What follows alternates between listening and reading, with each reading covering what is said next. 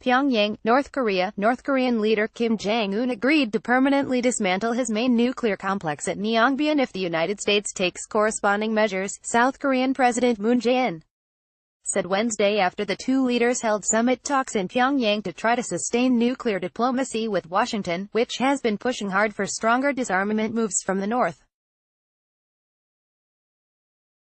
The Korean leaders also said the North would dismantle a missile engine test site and launch pad in the presence of outside inspectors, and would seek to host the 2032 Summer Olympics together. Moon also said Kim would try to visit Seoul sometime this year. Washington wants North Korea to outline the entirety of its nuclear program, and its response to Wednesday's joint statement from the Koreas remains to be seen. While the declaration appears to fall short of what Washington wants, President Donald Trump has maintained that he and Kim have a solid relationship, and both leaders have expressed interest in meeting again after their June summit in Singapore.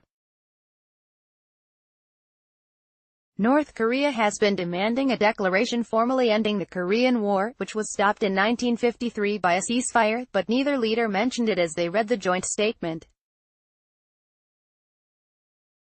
"We have agreed to make the Korean Peninsula a land of peace that is free from nuclear weapons and nuclear threat," Kim said as he stood by Moon's side at the guest house where Moon is staying. "The road to our future will not always be smooth, and we may face challenges and trials we can't anticipate. But we aren't afraid of headwinds because our strength will grow as we overcome each trial based on the strength of our nation." Read more. Here's what to expect from the third summit between Korean leaders Kim Jong Un and Moon Jae-in. Kim and Moon earlier smiled and chatting as they walked down a hallway and into a meeting room to finalize the joint statement, which also said that the leaders would push for a Korean peninsula without nuclear weapons and to eliminate all the danger of war. North Korea was expected to hold a huge mass game spectacle later in the day, with Moon attending, an event expected to draw about 150,000 spectators, Seoul said. It wasn't clear if Kim would attend. North Korea first staged its mass games in 2002, when Kim's father, Kim Jong-il, was leader. They continued most every year until 2014, then were revived during North Korea's celebrations of the 70th anniversary of its state founding earlier this month. Kim gave the South Korean president an exceedingly warm welcome on Tuesday, the first day of the summit, meeting him and his wife at Pyongyang's airport, itself a very unusual gesture, then riding into town with Moon in an open limousine through streets lined with crowds of North Koreans, who cheered and waved the flag of their country and a blue and white flag that symbolizes Korean unity.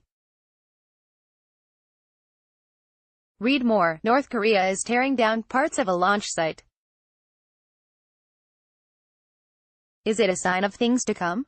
The made-for-television welcome has become routine for their summits, after two meetings earlier this year. The summit talks began at the ruling Workers' Party headquarters, where Kim and Moon were joined by two of their top deputies, Spy Chief Soo-hoon and Presidential Security Director Chung Yoo-young for Moon, and for Kim, his sister, Kim Yo-jong, and senior Workers' Party official, Kim Yong-chul, according to Moon's office. At the start of their meeting Tuesday, Kim thanked Moon for brokering the June summit with Trump. "It's not too much to say that it's Moon's efforts that arranged a historic North Korea-U.S. summit. Because of that, the regional political situation has been stabilized and more progress on North Korea-U.S. ties is expected," Kim said, according to South Korean media pool reports in Moon's office.